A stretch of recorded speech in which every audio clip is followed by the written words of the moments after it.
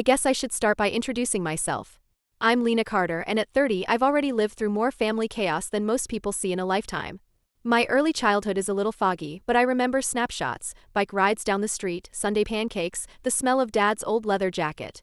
He passed away when I was just 6, and every year his face in my mind gets a little more washed out, like an old photo fading in the sun. My mom, Sylvia, didn't take long to move on. Within a year, she was remarried to Frank, and a year after that, my half-brother Lucas was born. Frank wasn't a monster. If anything, he was unusually polite with me, like I was a guest in his home. We weren't close, but we weren't enemies.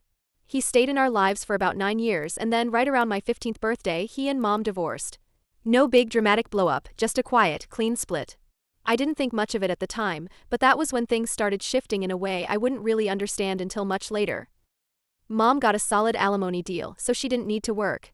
But she developed this ugly habit of reminding me how little my own father had left us. "Frank's money is what's keeping us afloat," she'd say while folding my laundry.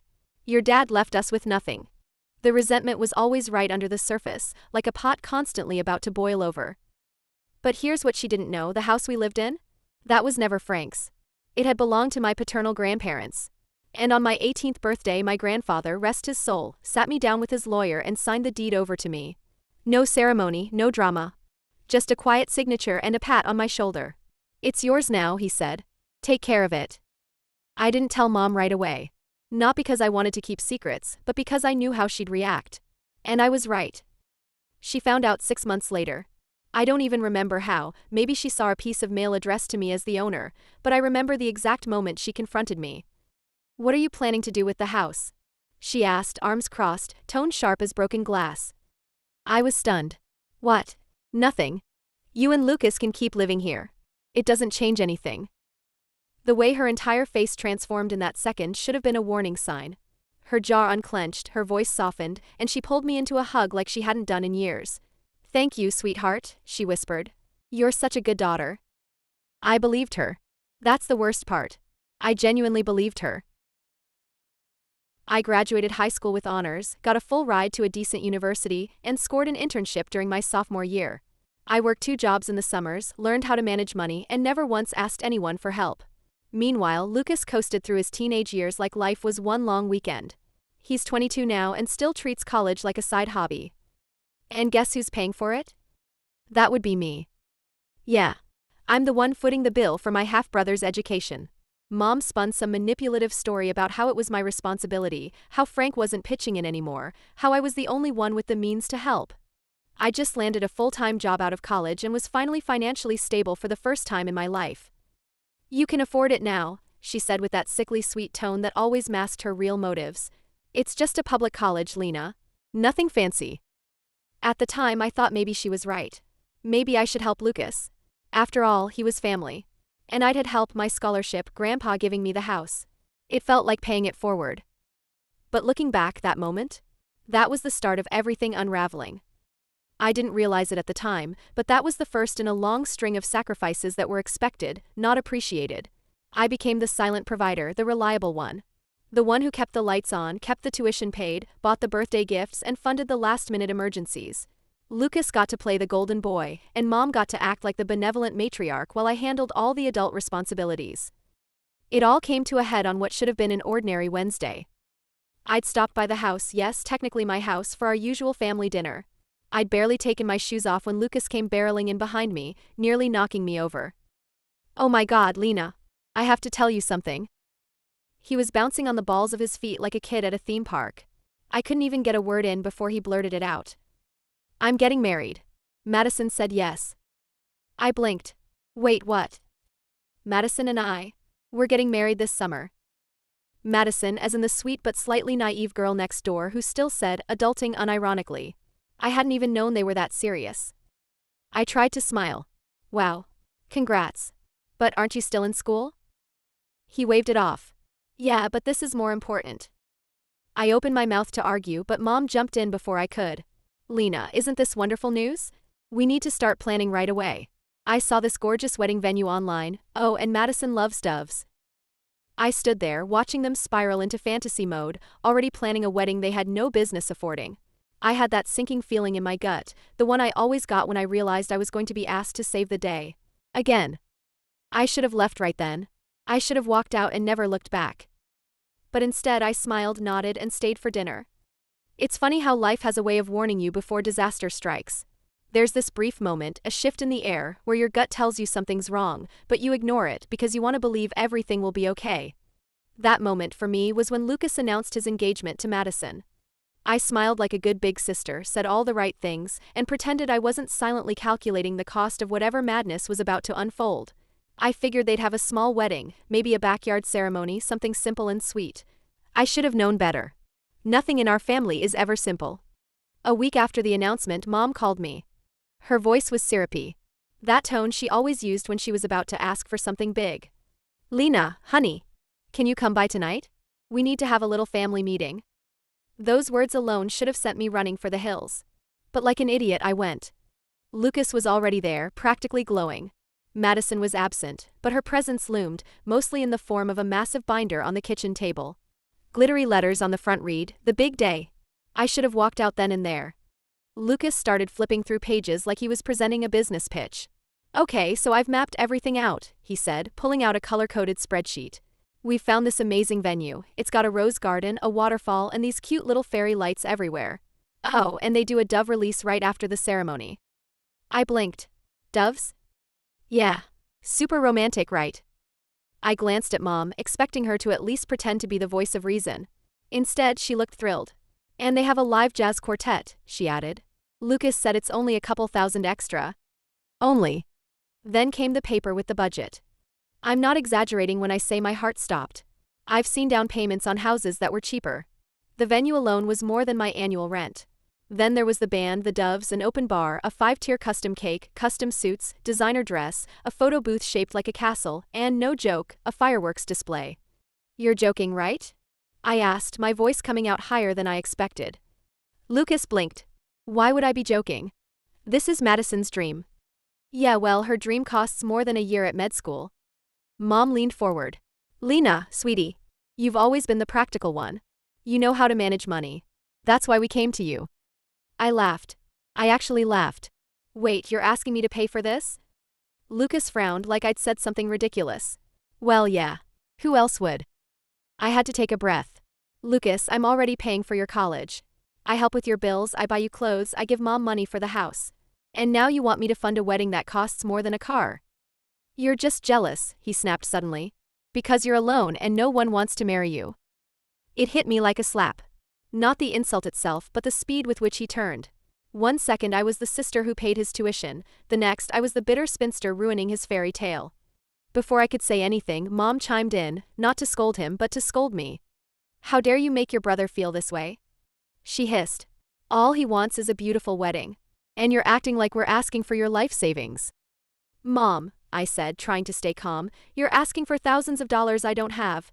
I have my own rent, my own life. I can't just—" "Oh, here we go," she interrupted, rolling her eyes. "The martyr speech. We get it, Lena. You work hard. You've sacrificed. We're so lucky to have you. Blah, blah, blah." I stared at her. I didn't even recognize the woman in front of me. "I've done a lot for this family," I said quietly. "And now you're treating me like a piggy bank that talks back." "Fine," Lucas snapped, gathering up the papers. "I'll ask Dad. He'll help. And don't bother coming to the wedding if you're going to be this selfish." I stood up. My hands were shaking, but I kept my voice even. "You know what? That's probably best." I walked out without another word. 2 days passed in silence. Then my phone buzzed. It was Frank, my former stepdad. We hadn't talked in a while, but we'd always stayed friendly since the divorce. "Lena," he said, sounding tired. "Mind if we talk for a second?" "Sure. Your mom and Lucas came to see me." Let me guess, I thought. With a wedding budget? He chuckled dryly. "That's one way to put it. They handed me a 10-page spreadsheet and asked if I'd be willing to chip in. And?" I said no, he replied flatly. "I'm not funding some fantasy when Lucas hasn't worked a day in his life. It's ridiculous." For the first time in days, I felt understood. "They're trying to guilt me into it too," I admitted. "Told me it's my duty as the older sibling." "Well, that's a load of crap," Frank said. "You've already done more than enough. They're trying to use you, Lena. And you have every right to say no." We talked for a while, about the wedding, about Lucas, about the years we'd all lost trying to keep up appearances. When I hung up, I felt lighter. But the peace didn't last. A week later, Mom and Lucas showed up at my apartment, uninvited. This time with a new budget, scaled down but still insane. "We cut the doves," Lucas said proudly. "And we're not doing the band anymore. Now it's reasonable." It wasn't. And I told them so. Lucas looked me dead in the eye. "You could just take out a small loan." Like that was no big deal. "That's a great idea," Mom added. "You'll barely notice the payments." That was it. My limit. I walked to the door, opened it, and pointed outside. "Out. I'm not taking out a loan for your wedding. I'm not paying a dime. End of discussion." Lucas muttered something under his breath. Mom gave me a long, disappointed look. "I really thought I raised you better." I didn't flinch. They left in a storm of hurt feelings and slammed doors. And for the first time in a long, long time, I felt like I'd finally done something right. For the next 2 weeks after I threw them out of my apartment, the silence was pure heaven. No guilt-tripping texts, no late-night calls from Mom laced with manipulative concern, no Lucas pretending I owed him a trust fund. Just me, my job, and the kind of peace that feels foreign when you've spent years walking on eggshells. But like all peaceful chapters in my life, it didn't last. I was in the middle of a meeting at work when my phone buzzed. The name on the screen stopped me cold, Frank. We hadn't spoken since that last call, so I stepped out into the hallway and answered. "Hey, Frank. Everything okay?" He sighed so hard I could hear the exhaustion in his breath. "Lena, your mom and Lucas showed up at my place again." I rolled my eyes so hard I almost saw my childhood. "Let me guess, another budget?" Bingo. This time with highlighters and bullet points. Told me they downsized the wedding. Still costs more than my first car. And they're acting like I'm some kind of monster for saying no again. Join the club.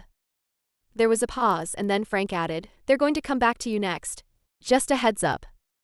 He was right, of course. Exactly 3 days later, Mom and Lucas showed up at my place again, unannounced, as if we'd never had that fight. Lucas held a revised budget like it was a peace offering. Mom carried a tray of lemon bars like she thought sugar could erase debt. "We really thought this through," she said, sitting at my kitchen table like she lived there. "We cut the doves. No live music. Just a DJ. You'll like him, he plays the classics." Lucas slid the spreadsheet over to me. It was definitely trimmed down, but the total still made my stomach clench. They'd removed the obvious extravagances but kept the boutique venue, open bar, designer clothing, and a catering service I recognized from a food magazine. "Lucas," I said slowly, "this is still way more than I can afford." He didn't miss a beat. "Just take out a small loan. Spread it over a few years. It'll barely make a dent in your paycheck." I stared at him, waiting for the punchline. It didn't come. "You want me to go into debt so you can throw a party?" I asked, incredulous. Mom smiled like I was being unreasonable. "It's not just a party. It's the most important day of your brother's life." I stood up and walked to the door. "No," I said. "I'm not doing this. Not now. Not ever. Out." Lucas stood up, eyes wide. "You're seriously going to be this selfish?" I opened the door. "Yes, I am." He grabbed the budget sheet and stormed past me. "Fine. I hope you die alone." "Charming." Mom paused in the doorway. "I really thought I raised you better than this, Lena." I didn't respond. Just closed the door and leaned against it until my heartbeat slowed. I expected the guilt to wash over me. Instead, I felt something closer to calm. But I also knew this wasn't the end. With my family, it never is. That week, I made an appointment with a lawyer. Mr. Patel was direct, professional, and best of all, not easily rattled. "I'd like to formally evict them," I told him. "They've been living in the house rent-free for years. I've covered all the bills. And now they're treating me like an ATM." He nodded, flipping through the deed and tax documents I brought. "You're the sole legal owner. You pay the utilities, taxes, maintenance. Your mother might try to claim tenant rights due to long-term residency, but she's never paid rent. It's your call. 2 weeks is a generous deadline." "Make it official," I said. When the notice was served, the reaction came swiftly and loudly. Mom called me 9 times in one day. I didn't answer a single one. Her voicemails ranged from sobbing apologies to fiery accusations. By the 10th message, she was threatening to call every relative and expose me for what I really was. Spoiler, she did. I started getting calls from family I hadn't spoken to in years. Some came in soft, trying to play mediator. "Sweetheart," my Aunt Laura said, "your mother's not perfect, but she's still your mother. Think about what your father would have wanted." That one stung. Dad would have wanted me to stop letting them treat me like an unpaid intern. Others were more aggressive. My cousin Aaron called me selfish. Told me I was abandoning my family. That Mom and Lucas had nowhere to go. I guess they should have thought of that before treating me like their personal bank, I replied and hung up. The 2 weeks ticked by. I didn't hear from Mom or Lucas until the day before the deadline. They hadn't left. So I went to the house with Mr. Patel. It was exactly the circus I expected. Boxes half-packed. Lucas yelling about injustice. Mom crying on the couch, dabbing at her eyes with a dish towel. "This is illegal," she shouted when she saw Mr. Patel. "I'll take her to court. I'll ruin her." Mr. Patel remained calm. "You're welcome to pursue legal action. But you'll likely lose. The court will see this for what it is, a long overdue consequence." Lucas got in my face. "Where are we supposed to live, Lena? On the street." "That's not my problem anymore." It was like the words unlocked something in me. A gate I hadn't realized I'd been holding shut for years. I was done. Truly done. As we walked out, Mom tried one last time. Her voice soft, pathetic. "Please, Lena. I didn't mean what I said at the party. I was upset. I love you."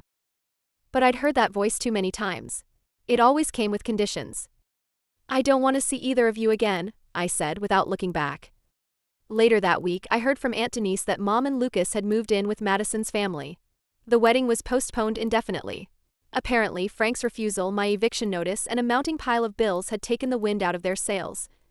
Mom was telling anyone who would listen that I'd thrown my family out like garbage. Lucas claimed I'd ruined the best day of his life. But for once, I didn't care what they said. Because for the first time ever, I wasn't the doormat. I was the one holding the door, open on their way out. It's been a little over 3 months since I evicted my mother and half-brother from the house my grandfather left me. You'd think that kind of decision would leave a lingering sting, some echo of guilt or self-doubt. But if I'm being honest, all I felt is relief. A kind of quiet peace I hadn't known I was missing until it finally arrived. The house is empty now. I haven't decided what to do with it. Some weekends I'll drive past it, park a block away, and just sit in my car. It's strange, this building that holds my entire childhood feels more like a shell now. The good memories are buried somewhere inside, but it's like they've been drowned out by years of entitlement, guilt trips, and obligations I never asked for. I haven't spoken to Mom or Lucas since the eviction. Not directly anyway. Word gets around. According to Aunt Denise, they moved in with Madison and her parents. Apparently, the grand wedding plans were put on ice. No more doves or designer tuxes. No venue. No ice sculpture. Just a bitter mess of unpaid bills and resentment. And then, just last week, I got a text from my cousin Rachel. FYI, wedding's officially cancelled. Madison's fiancé called it off. Jake ended it. I stared at the message for a long time, not knowing how to feel. Part of me expected to feel sorry for Lucas. Another part thought I'd feel vindicated. But all I felt was numb. Tired. Later that week, Aunt Denise invited me over for coffee. Her place had always felt like neutral territory, one of the few safe zones I had growing up. She's my dad's sister, the only connection to his side of the family I still have. And she's always had this ability to make me feel seen without asking too many questions. "How are you really doing?" she asked, setting down a plate of the chocolate cookies she knows I can't resist. "Honestly?" I said, wrapping my hands around the coffee mug. "Better than I expected." She didn't push. Just nodded. "There's something I haven't told anyone yet," I added after a moment. She waited. "I've been seeing a therapist. Dr. Patel. She's helping me sort through everything. The stuff with Mom, the way I've let guilt control my entire life." She said, "I've been stuck in a cycle of emotional debt since the day my father died." Aunt Denise reached across the table and squeezed my hand. "Your dad would be proud of you, Lena. He was honest to a fault. He wouldn't have wanted you to carry other people's burdens like this, especially not your mother's." She stood up and walked to the bookshelf, returning with a dusty old photo album. "I've been meaning to give you this," she said. "Pictures of your dad. From before you were born. And a few from when you were little." We spent the next hour flipping through the pages. I saw him laughing at a college graduation, holding me in the hospital, standing in front of the house, our house, with a shovel in one hand and a proud grin on his face. Mom was in some of the early photos. But she looked different. Softer. Less sharp around the edges. "She changed after he died," Aunt Denise said quietly. "She shut everyone out. Married Frank so quickly, none of us even had time to process." I nodded. I'd always known it on some level. But hearing it from someone else made it real. Just then, my phone buzzed again. Another message from Rachel. Update, Lucas and Mom got kicked out of Madison's place. Staying with Grandma now. Lucas says Jake cheated. Mom says you turned him against them. Thought you'd want to know. I showed the text to Aunt Denise. I should feel bad, right? I asked. But honestly, I'm relieved. Don't feel bad, she said. You did what needed to be done. I took a sip of coffee, then added, I also sent a formal letter to Lucas. I'm done paying his tuition. I've covered enough. Good, she said, without hesitation. A few days later, my phone rang again. Unknown number. I almost didn't answer, but curiosity got the better of me. It was Jake. Lena, he said, sounding exhausted. Please don't hang up. I need to say thank you. For what? For opening my eyes. He went on to explain how things had spiraled after Lucas and Mom moved in. They never offered to pay for anything. Lucas refused to look for a job, said he was too stressed. Mom kept saying I'd eventually come to my senses and fund everything again. But the final straw, Jake said, was finding them going through my financial paperwork. Bank statements. Investment accounts. They were trying to figure out how much they could squeeze out of me. I closed my eyes. Classic. When I confronted Lucas, he told me I was being selfish. That if I really loved Madison, I'd give her the wedding she deserved. Sound familiar? Too familiar. I called it off the next day, Jake said. And I moved them out a week later. I couldn't be part of that mess anymore. After we hung up, I sat there at my desk, staring at the wall. I wasn't sad. I wasn't angry. I was free. The next day, I met with Dr. Patel. I feel guilty about not feeling guilty, I admitted. Is that a thing? She smiled. Of course it is. You've been conditioned your whole life to feel responsible for other people's happiness. It's normal to feel disoriented when you finally stop. I keep waiting for the regret. That voice in my head to call me a horrible daughter. But it's not coming. That's because it was never your voice. It was hers. And it's fading. Later that evening, another unknown number called. It was Lucas. Lena, he sobbed. Please. I messed up. Jake left. We have nowhere to go. I need help. 6 months ago I would have caved. I would have offered money. Support. A second chance. But not anymore. I'm sorry you're struggling, Lucas, I said. I hope you figure things out. Then I hung up. Blocked the number. And walked outside. The sun was setting, painting the sky in fire and gold. For the first time in years, I wasn't walking away from someone else's mess, I was walking toward my own future. They say blood is thicker than water. But I've learned that sometimes blood will drown you if you let it. And the kindest thing you can do for yourself and for them is let go.